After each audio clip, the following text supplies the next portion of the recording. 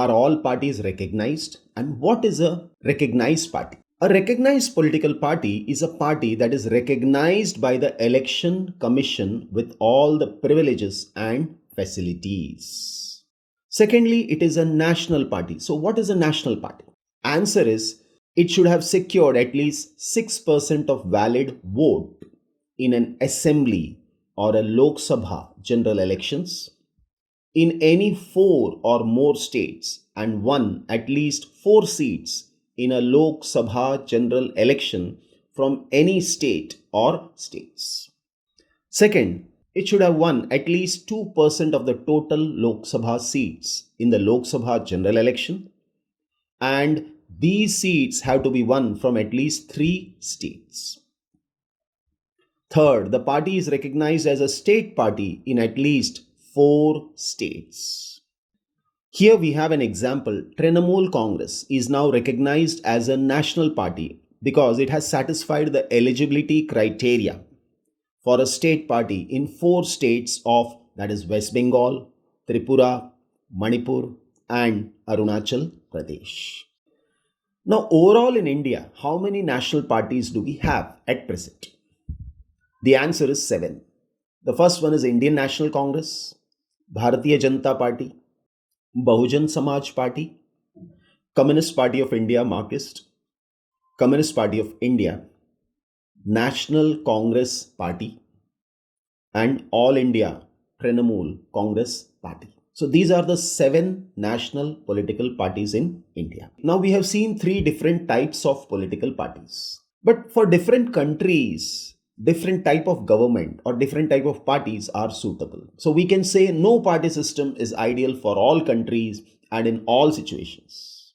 Okay, this is asked as a question, that is, justify this statement with 5 arguments. Your answer is, party systems are necessary condition for a democracy and not something any country can choose. So it is not some country can say, okay, we need democracy, we need this, we need that.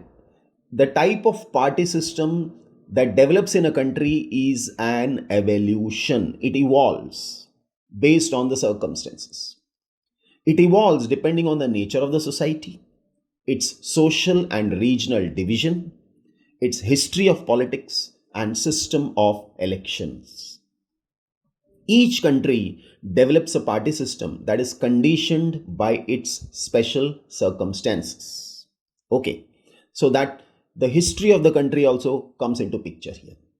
And different countries have undergone different types of challenges, and based on that, different party systems have evolved in their respective country. India has evolved a multi-party system, we know, because of its social and geographical diversity. Political parties make policies to promote collective good, and there can be different views on what is good for all. That is why no system is ideal for all countries and situations. Now we have seen national parties. Now let us understand what is a state party. So which party is recognized as a state party? Answer is, it should have secured at least 6% of valid votes and win at least 2 seats in an assembly general elections. The next one is, it should have secured 6% of valid votes and won at least 1 seat in the Lok Sabha general elections. Win at least 3% of the seats or at least 3 seats, whichever is more, in an assembly general election. Win at least 1 out of every 25 seats from a state in a Lok Sabha general elections. Secure at least 8% of the total valid vote in an assembly or a Lok Sabha general election. Only then a party is recognized as a state party. By now we have seen that our country has multi-party system and we have a democratic form of government. Now the question arises, why modern democracies cannot exist without political parties? The answer is, first, we can understand the necessity of political parties by imagining a situation without parties. Because if there is no party, what will happen? Every candidate in the election will be independent. So no one will be able to make any promise to the people about any major policy changes on a national level. Next, the government may be formed, but its utility will remain ever uncertain. So elected representatives will only be accountable to their area of work, that is their constituency, for what they do in the locality. But no one will be responsible for how the country will be run. So nobody will take any responsibility on a national level, only on the regional level. Now, within the political parties, there are many challenges. Let us understand. The question is, lack of internal democracy within parties is a major challenge to political parties all over the world. How is that? First thing is, most of the political parties do not practice open and transparent procedures for their functioning, like maintaining membership registers, holding organizational meetings, or conducting internal elections regularly. It's not done. Next, ordinary members of the parties do not get sufficient information on the happening in the party and have no means to influence the decision. So they are just followers. There is very few chance for an ordinary worker to rise to the top in the party. Since a few leaders exercise paramount power in the parties, those who disagree find it difficult to continue in the party. Then the leaders take undue advantage and favor people close to them or even their family members. Now, in many parties, top positions are controlled by members of one family, which is bad for democracy. This is called dynastic succession. So, dynastic succession is one of the most serious challenge before political parties. So, now the answer we have almost learnt. So, just pay attention to the sentences. First of all, most political parties do not practice open and transparent procedures for their functioning. So, there are very few ways for an ordinary worker to rise to the top in the party. Those who happen to be leaders are in a position of unfair advantage as they favor people close to them or even their family members. In many parties in India, we see a trend of dynastic succession. The top positions are always controlled by members of the particular family, which is unfair to other members of the party, and it is a sign of bad democracy.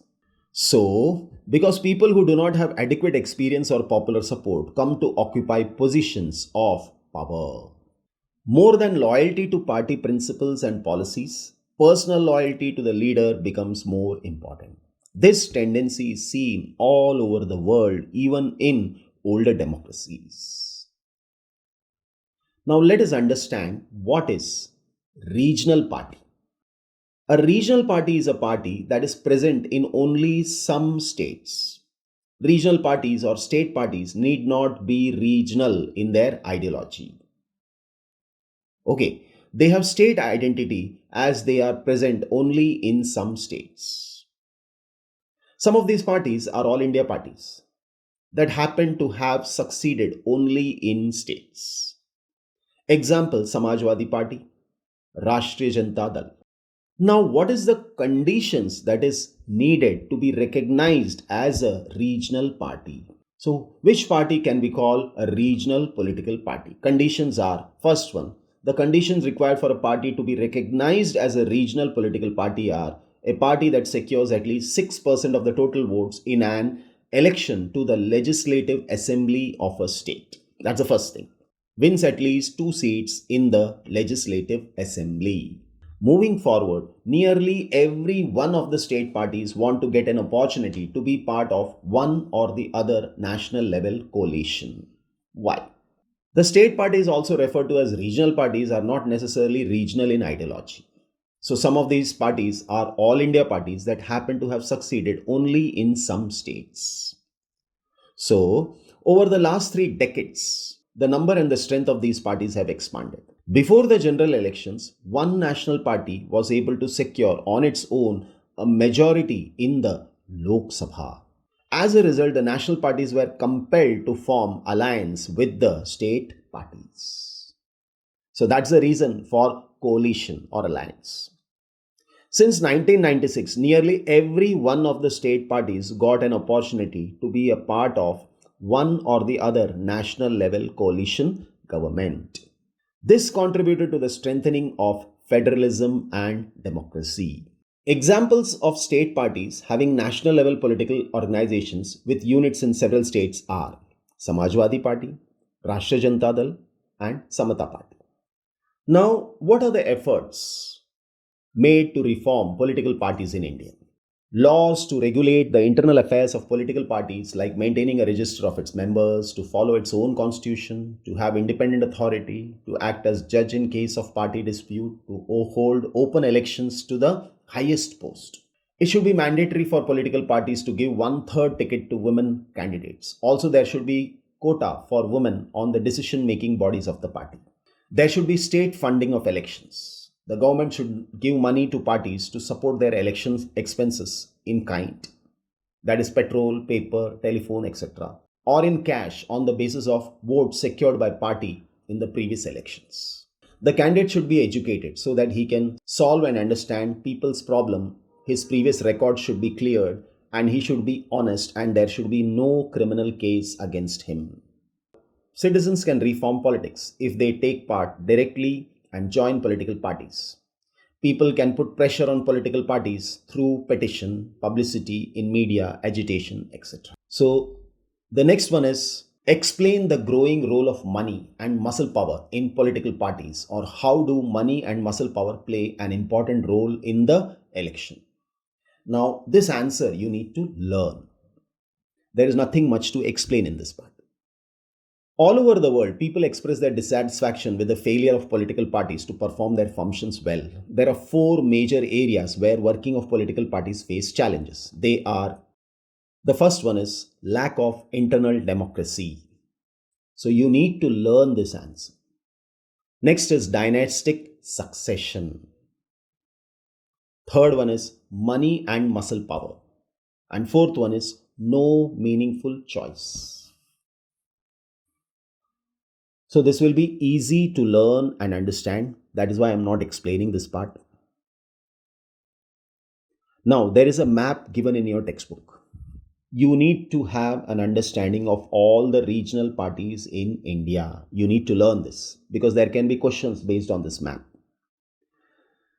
So some of the questions based on regional parties. What is the guiding philosophy of Bharatiya Janata Party? The source of inspiration of Bharatiya Janata Party is ancient Indian culture and values. Cultural nationalism is an important element in its conception of Indian nationhood and politics. Now, name any one political party that has national level political organization but not recognized as a national political party. So that is Samajwadi Party, Samata Party, Rashtriya Janata Dal. So we have learnt all this. In which state does Biju Janata Dal exist? So Odisha. In which state does Rashtriya Lok Dal? Uttar Pradesh. So these kind of questions are asked related to regional parties. That is why you need to learn the map thoroughly that is given in the textbook. Thank you all of you.